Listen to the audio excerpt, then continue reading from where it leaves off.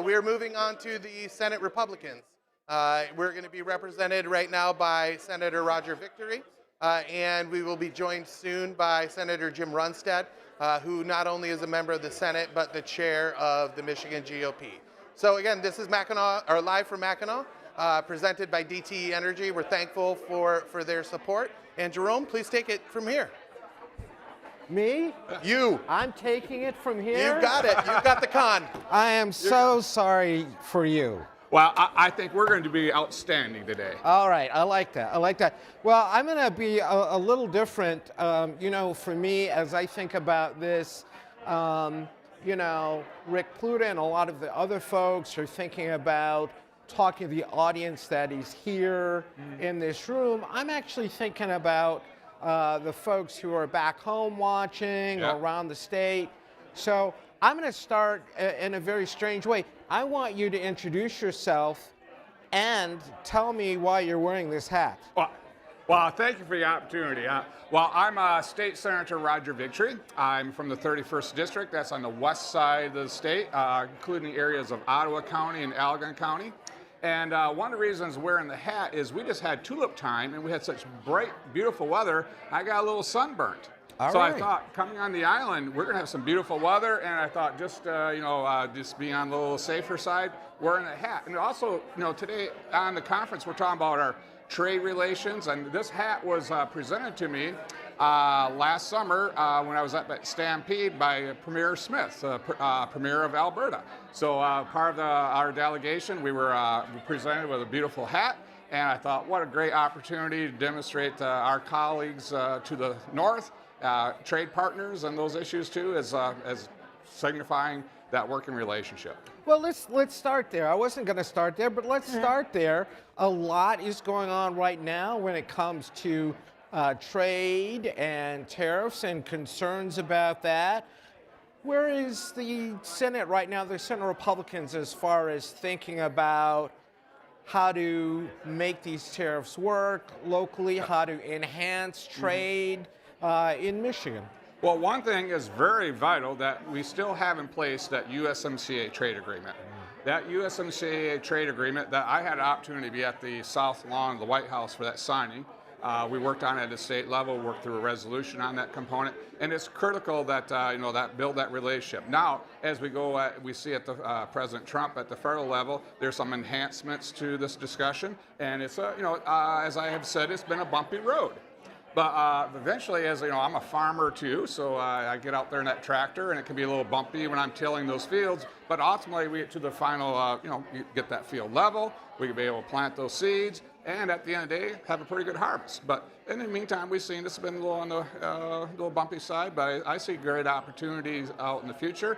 And also, I think we're going to have some good discussion at this conference today, or this whole week on this process. And with that there, again, I think we just got to have that dialogue. And then we've been doing that as a legislative level with our friends in Ontario and our friends in Alberta. And I'll be heading to Saskatchewan here, I believe, in July too. So we'll be engaging. Well, tell me a little bit about that. I mean, because I love this hat, but what are you looking to achieve when you go to Saskatchewan? Well, with Saskatchewan, it'll be a CSG conference, Council of State Government of the Midwest. I was a former chair of that. We held a wonderful conference in Detroit. We brought in members from 4 Canadian provinces, 12 other states, and we had the wow factor because they came to Detroit. They had a preconceived narrative. And when they came in that city and saw the dynamic vitality, the economic rebirth, a safe community, that was remarked up and down. That was a hallmark of that conference, and always appreciate all the hard work we did, even across the aisle, bringing that forward.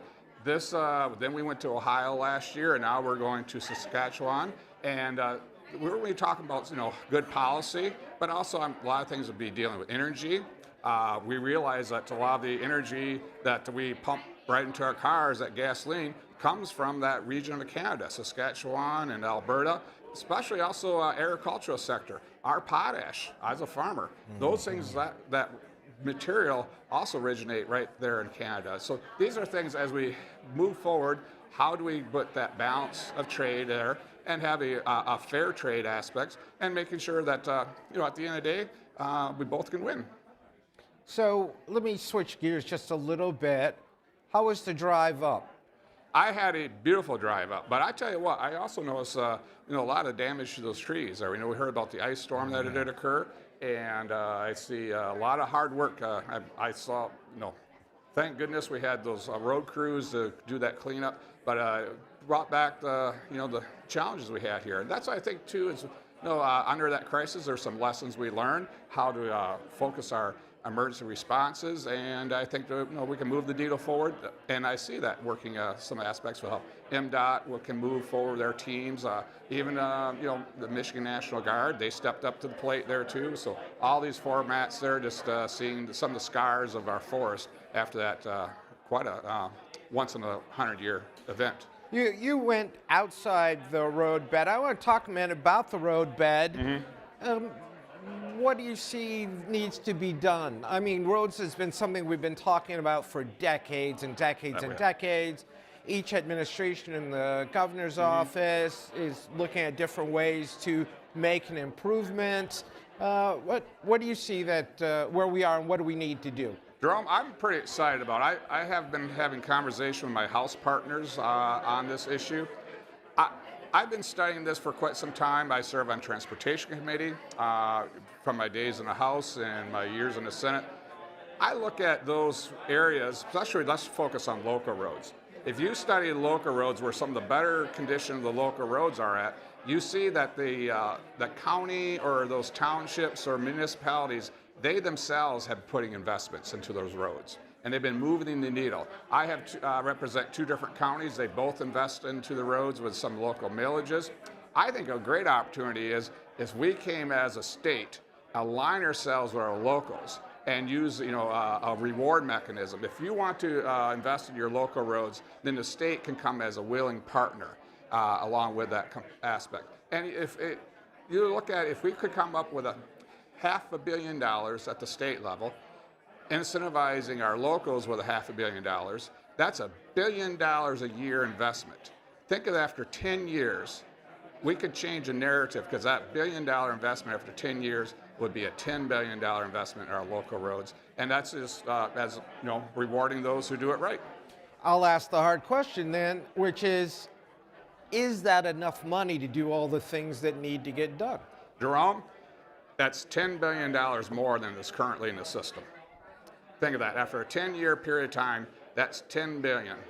$10 billion in our local roads over a decade, that can start changing, that can change the deal. So the next question along that line is, what's it going to take to actually get that done? There's always a bit of a gulf between an idea and the compromise to get it done and then implementation. Well, one is, I think, let's bring it forward to those areas that have been doing it right. And sometimes I think when we have areas that we have been knocking out of the park, let's emulate that using best practices. And when they're doing it right, let's give some reward to that. I think sometimes instead of just always, sometimes at state funding, we act like a fire department. We're always out there trying to put fires out. I think we need to get ahead of the fires and then just do fire prevention. And by laying this program I have been speaking of and reaching out on, I think this is a method that can pay serious dividends because it's not like reinventing wheel. The proof is in the pudding already. Is it in the pudding? Well, I tell you what, there's many different flavors of pudding there, Jerome. And I tell you what, my flavor at the end of the day is solid investment in the roads and utilizing our current funding mechanism and leveraging those that, good behavior should be rewarded. So we've got another year and a little bit until the gubernatorial election. What do you and the Senate Republicans hope to get done in that period of time? What are you looking at getting done? I think realistically. Okay, yeah. Well, one serious issue is rollback of some of this recently passed energy policy, because we are facing a new economy out there at this point in time. Just in my district, there's a lot of potential investment in data centers, and these data centers need reliable, economical, and dependable energy. And right now, I think we are going down the road of not a reliable, affordable, and dependable energy. I do believe, there's all forms need to be in place, but we forsake a lot of base load energy production capacity. And so, let alone, we see at the federal level, a lot of investments going to be coming into the Midwest for manufacturing. I mean, we have an economic road of opportunity here for reviving a lot of our manufacturing. But if we're going to bring that back in the Midwest, one of the key ingredients is reliable, dependable power. What else is it going to take to get folks to relocate factories in Michigan? Other than, tariffs, the tariff policy is there to get those wheels greased, but what's it going to take for the state to do? Because we're not where we used to be. That's right. Well, one aspect is also, having that educated workforce. But one thing is we should also, we have a current workforce that's very astute in the manufacturing sector. And that's why when I hear people want to locate in the state of Michigan and areas of West, what draws you? And it is, one of the replies is that workforce you have here in the state of Michigan. And sometimes we take that for granted how proficient they are in manufacturing. But while that workforce exists, we need to continue to invest in that workforce, making sure that, because as you see artificial intelligence coming in play, all the robotic areas, we're going to need that manufacturing workforce to be able to learn these new areas of opportunity, all that technology. They need to be working hand in hand and take on that need, and while we have all their amenities going forward. So I think we have a golden era of opportunity here in the Midwest, specifically in the state of Michigan, but we need to make sure we have that aligned and continue to invest. And I think I saw some new releases from Washington, D.C., how they want to invest additional in the trades, because they see that economic opportunity in manufacturing coming to the Midwest. And I'm glad to see from Washington, D.C., that investment opportunity they have announced, I think even today, about investing in the skilled trades. I think, boy, if we can align ourselves with Washington, D.C., we can align ourselves with Lansing, and along with our private sector, the opportunity, Jerome, is just huge for us in the Midwest. So let me ask, you mentioned education. Are we doing enough to educate that next generation of workforce? That's something I keep in mind. I've got kids, my neighbors have kids. Are we doing enough to make sure they're ready to deal with the robots and computers and AI, et cetera, et cetera, et cetera? We need to do more. I'll just go right back to my district. We have a career line tech center. Fantastic facility. The problem, Jerome? It's so good that there's a waiting list for students. There should be no waiting list for those students that want to enter that career line tech center. But the key is too, we got not just the students. We need to also amp up our instructors, because the instructors to educate these students, that's a competitive field too. So if you're going to teach the building trades, well, are you going to be an instructor, or are you going to be in the private sector? So we've got to create an environment that's conducive for those instructors that enter into that line along right with the students. And it's not just about wages at times, it's just creating that environment that they're appreciated, have a fulfilling opportunity for the students and the instructors. All right. Thank you so much, Well, Jerome, Roger it's Victory. been a privilege. Great to talk to you, and I look forward to talking to you again soon. I think the opportunity for Michigan is just amazing, and we're continuing working hard in the Senate to make it happen. All right. Thank you. you.